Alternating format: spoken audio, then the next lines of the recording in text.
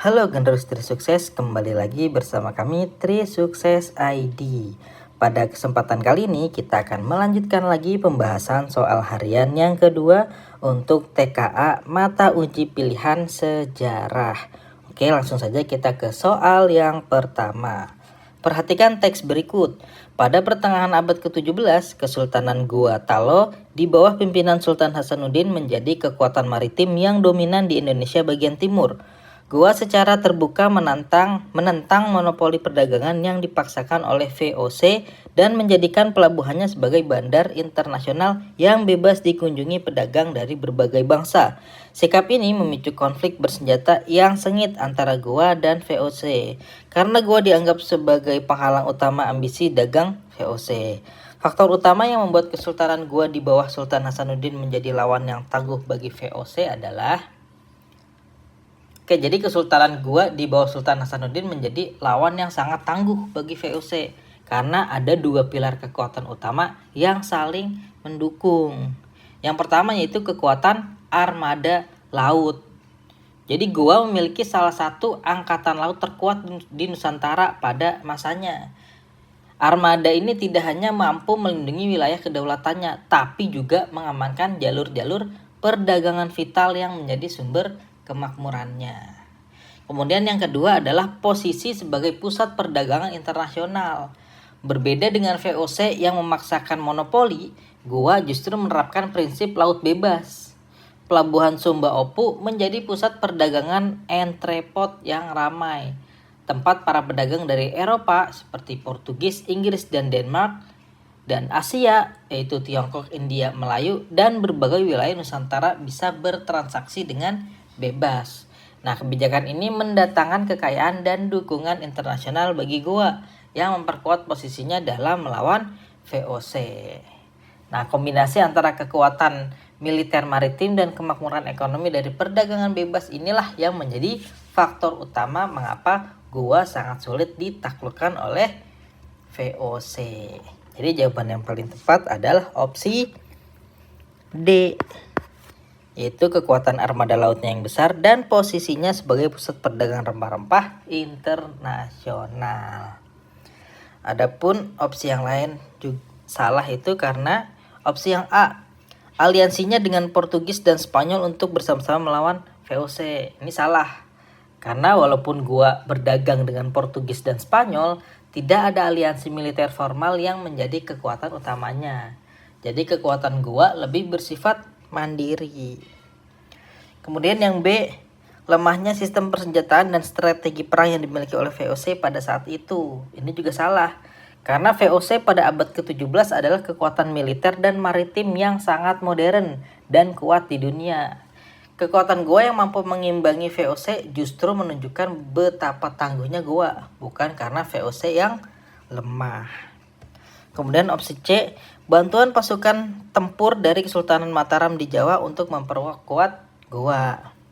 Nah, opsi C ini juga salah, karena tidak ada catatan dalam sejarah mengenai bantuan pasukan dari Mataram untuk Gua.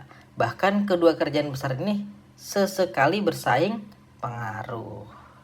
Kemudian yang terakhir yaitu opsi E, benteng pertahanan Sumba Opu yang dibangun di daerah pegunungan yang sulit dijangkau. Ini juga salah, karena benteng Sumba Opu memang kuat, tapi lokasinya berada di pesisir, bukan di pegunungan. Selain itu, kekuatan utama Gua terletak pada armada lautnya, bukan hanya pada satu benteng pertahanan. Jadi nomor 1 jawabannya adalah yang D. Kemudian lanjut ke soal nomor 2. Perhatikan teks berikut. Perang Diponegoro 1825 sampai 1830 dipicu oleh berbagai faktor. Di kalangan keraton, Pangeran Diponegoro merasa tersingkir akibat campur tangan Belanda dalam urusan suksesi tahta Mataram. Di sisi lain, kemarahan rakyat memuncak karena Belanda membebani mereka dengan pajak-pajak baru dan melakukan provokasi dengan berencana membangun jalan yang melintasi makam leluhur Pangeran Diponegoro. Kombinasi antara kekecewaan elit keraton dan penderitaan rakyat inilah yang membuat perlawanan Diponegoro mendapat dukungan luas. Nah, jika pemerintah kolonial Belanda tidak membebani rakyat dengan pajak baru dan tidak merencanakan pembangunan jalan yang melewati makam leluhur Pangeran Diponegoro, kemungkinan besar. Oke, jadi pertanyaan soal nomor 2 ini bersifat hipotetis atau kontrafaktual yang meminta kita untuk menganalisis apa yang mungkin terjadi jika beberapa penyebab perang dihilangkan. Nah, berdasarkan teks, kekuatan utama perlawanan Diponegoro berasal dari 2 sumber, yaitu kekecewaan pribadi dan politik. Jadi Pangeran Diponegoro sendiri yang tersingkir dari tahtanya. Kemudian dukungan rakyat. Nah, rakyat yang marah karena beban pajak dan pelecehan simbol budaya atau agama makam leluhur. Nah, jika faktor kedua, yaitu pemicu kemarahan rakyat dihilangkan, maka Pangeran Diponegoro akan kehilangan basis dukungan utamanya. Kekecewaannya mungkin tetap ada, tapi tanpa simpati dan partisipasi aktif dari rakyat jelata. Nah, perlawanannya tidak akan menjadi perang besar yang melibatkan seluruh Jawa. Nah, perang tersebut mungkin hanya akan menjadi konflik elit di lingkungan keraton atau pemberontakan kecil yang mudah dipadamkan. Oleh karena itu, kemungkinan besar adalah Pangeran Diponegoro akan kesulitan mendapatkan dukungan massa yang luas untuk perlawanannya. Opsi C. Adapun opsi yang lain kurang tepat seperti opsi A. Perang akan tetap meletus dengan skala yang lebih besar karena kemarahan Pangeran Diponegoro. Nah, ini salah. Karena menghilangkan beberapa pemicu utama justru akan memperkecil skala perang, bukan besarnya. Salah nih, bukan memperbesar, justru memperkecil. Kemudian opsi B, konflik hanya akan terbatas pada perebutan pengaruh di internal keraton Yogyakarta. Nah, B juga salah, karena meskipun konflik internal keraton akan tetap ada, opsi C lebih tepat dalam menjelaskan mengapa konflik tidak akan meluas, yaitu karena kurangnya dukungan massa. Kemudian opsi D, ini juga salah. Pangeran Diponegoro akan menerima tawaran damai dari Belanda sejak awal. Nah, karena ini terlalu spekulatif. Kekecewaan Pangeran Diponegoro terhadap intervensi Belanda dalam urusan tahta tetap ada, sehingga belum tentu ia akan langsung menerima tawaran damai. Kemudian yang E juga salah. Belanda akan menyerahkan kekuasaan penuh atas Yogyakarta kepada Pangeran Diponegoro. Jadi ini sangat tidak mungkin Belanda akan menyerahkan kekuasaan begitu saja tanpa adanya tekanan perang yang masif. Jadi untuk soal nomor 2, jawaban yang tepat adalah yang opsi C. Oke, lanjut soal nomor 3. Perhatikan teks berikut. Sumpah Pemuda adalah ikrar yang dihasilkan oleh para pemuda-pemudi Indonesia dalam Kongres Pemuda II di Batavia, Jakarta pada 28 Oktober 1928. Ikrar ini menegaskan cita-cita akan adanya tanah air Indonesia, bangsa Indonesia, dan bahasa Indonesia. Peristiwa ini dianggap sebagai salah satu momen paling penting dalam sejarah pergerakan nasional karena berhasil menyatukan berbagai organisasi pemuda yang sebelumnya bersifat kedaerahan. Apa makna utama Sumpah Pemuda dalam proses pembentukan bangsa Indonesia? Oke, jadi makna utama dari Sumpah Pemuda adalah sebagai pernyataan satuan. Nah, sebelum tahun 1928, perjuangan kemerdekaan masih banyak diwarnai oleh sentimen kedaerahan. Nah, organisasi pemuda pun berbasis pada suku dan wilayah seperti Yong Java, Pemuda Jawa, Yong Sumatranenbon, Pemuda Sumatera, Yong Ambon, dan lain-lain.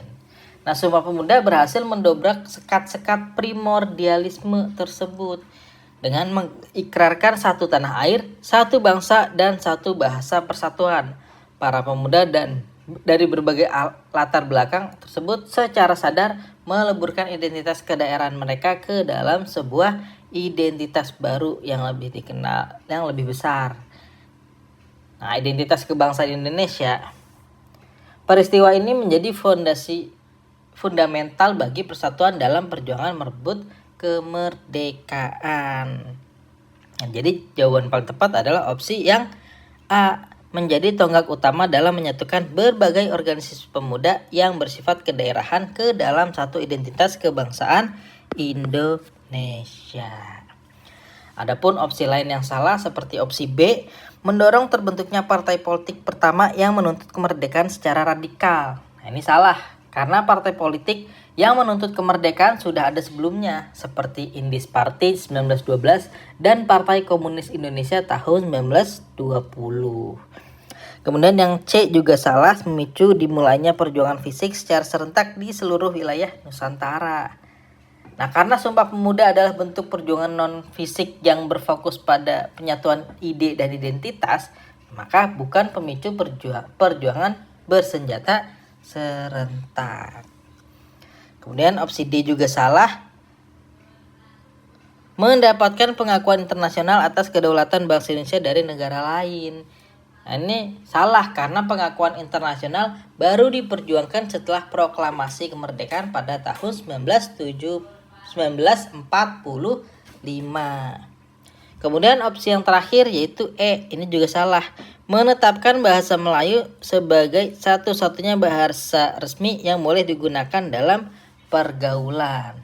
Nah, ini juga salah karena ikrar tersebut menetapkan bahasa Indonesia sebagai bahasa persatuan, bukan melarang penggunaan bahasa daerah atau bahasa lainnya. Jadi tujuannya adalah untuk menciptakan alat komunikasi yang menyatukan seluruh bangsa.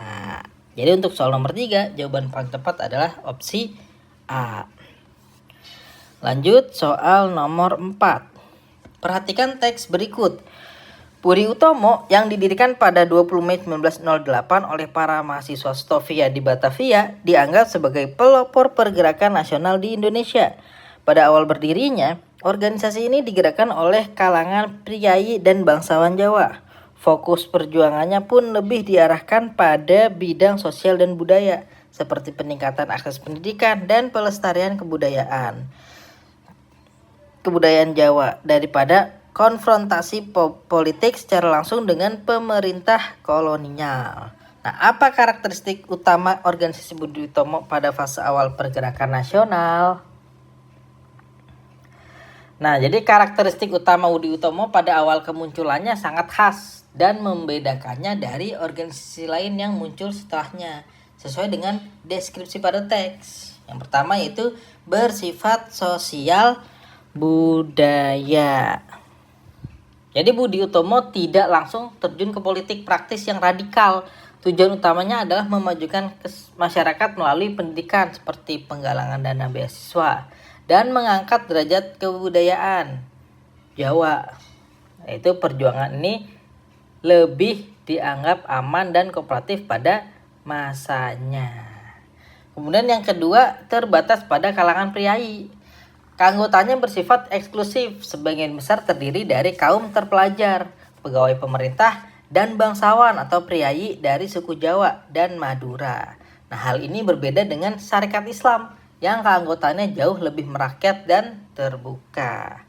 Nah, kombinasi kedua karakteristik inilah yang mendefinisikan posisi Budi Utomo sebagai organisasi pergerakan yang moderat dan elitis pada fase awalnya. Jadi opsi yang benar adalah yang A. Perjuangannya yang pada awalnya bersifat sosial budaya dan terbatas pada kalangan priai Jawa. Adapun opsi lain yang kurang tepat seperti B, sikapnya yang non-kooperatif dan radikal terhadap pemerintah kolonial Belanda. Ini salah, karena ini adalah ciri khas organisasi radikal seperti Indis Party. Nah, Budi Utomo justru bersifat kooperatif. Nah, ini justru adalah Indis Party. Kemudian opsi C, fokus utamanya pada perlindungan kepentingan ekonomi para pedagang pribumi. Nah, ini juga salah, karena ini merupakan ciri khas Sarekat Dagang Islam yang menjadi cikal bakal Sarekat Islam. Ini adalah SDI atau SI. Kemudian opsi D, keanggotaannya yang terbuka untuk seluruh lapisan masyarakat tanpa memandang suku. Ini juga salah, Karena ini adalah karakteristik utama dari Sarekat Islam yang membuatnya memiliki anggota yang sangat banyak dari berbagai kalangan. Nah, yang opsi D ini adalah Sarekat Islam atau SI. Kemudian yang terakhir adalah dasar organisasinya yang berlandaskan pada ajaran agama Islam. Nah, ini juga salah. Karena Budi Utomo adalah organisasi sekuler yang berlandaskan pada kesadaran kebangsaan, meskipun awalnya masih terbatas pada lingkup Jawa, bukan agama. Ini adalah ciri khas organisasi seperti Muhammadiyah atau Nahdlatul Ulama. Ini adalah Muhammadiyah atau NU. Oke, jadi untuk soal nomor 4 jawaban paling tepat adalah yang opsi A. Betul sekali. Lanjut soal yang terakhir. Perhatikan teks berikut. Selama masa pendudukannya, Jepang membentuk berbagai organisasi militer dan semi-militer untuk mendukung upaya perangnya. Salah satu yang dibentuk adalah Heiho, pasukan pembantu, yang anggotanya adalah para pemuda Indonesia. Berbeda dengan peta, pasukan Heiho dilebur langsung ke dalam unit-unit tentara Jepang seperti Angkatan Darat, Rikugun, dan Angkatan Laut, Kaigun. Mereka dilatih dan dipersenjatai untuk bertugas di berbagai lini, termasuk sebagai penembak artileri, zeni, dan bahkan awak tank, namun tidak memiliki jenjang kepangkatan perwira. Nah, tentukan pernyataan berikut yang tepat atau tidak tepat mengenai Heiho. Oke, jadi soal nomor 5 ini adalah jenis soal pilihan ganda kompleks kategori, di mana kita harus menentukan mana pernyataan yang tepat dan mana pernyataan yang tidak tepat mengenai Heiho.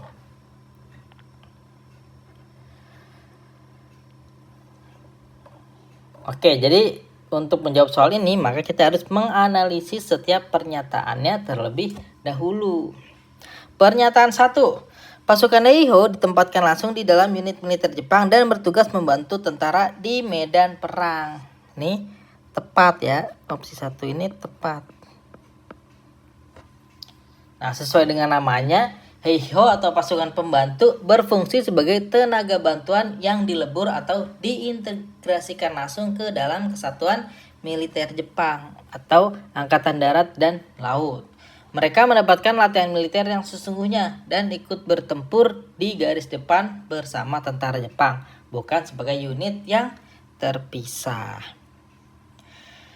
Kemudian pernyataan 2, Heiho memiliki sistem kepangkatan perwira sendiri yang diisi oleh tokoh-tokoh nasionalis Indonesia. Ini tidak tepat. Tidak tepat. Nah, salah satu perbedaan mendasar antara Heiho dan peta adalah struktur kepangkatannya, di mana Heiho tidak memiliki jenjang perwira untuk orang Indonesia. Jadi pangkat tertinggi yang bisa dicapai hanyalah sersan. Justru sebaliknya, peta atau pembela tanah air adalah organisasi yang memiliki struktur komando dan perwira dari kalangan bangsa Indonesia sendiri. Kemudian pernyataan 3, banyak anggota Heiho yang dikirim untuk bertempur di wilayah Indonesia. Ini ya juga jawabannya tepat. Oke, karena Heiho merupakan bagian integral dari pasukan Jepang, anggotanya dikirim kemanapun tentara Jepang membutuhkan bantuan. Banyak anggota Heiho yang diterjunkan di berbagai medan perang di luar Indonesia seperti Burma yang sekarang menjadi Myanmar, Malaya, Kepulauan Solomon, dan Filipina untuk menghadapi pasukan sekutu. Oke, jadi soal nomor 5 jawabannya berturut-turut adalah tepat, tidak tepat, dan tepat. Oke, selesai sudah pembahasan soal harian yang kedua kita untuk TKA Mata Uji Pilihan Sejarah. Buat teman-teman yang mau update terus pembahasan soal kita, silahkan di subscribe YouTube kita di Trisukses ID dan juga follow Instagram dan TikTok kita di Trisukses ID. Nah, buat teman-teman yang mau simulasi soal harian secara langsung, silahkan kunjungi website kita di trisukses.edukati.com. Oke, mungkin kita cukupkan sampai di sini dulu perjumpaan kita. Sampai jumpa lagi di pembahasan soal berikutnya.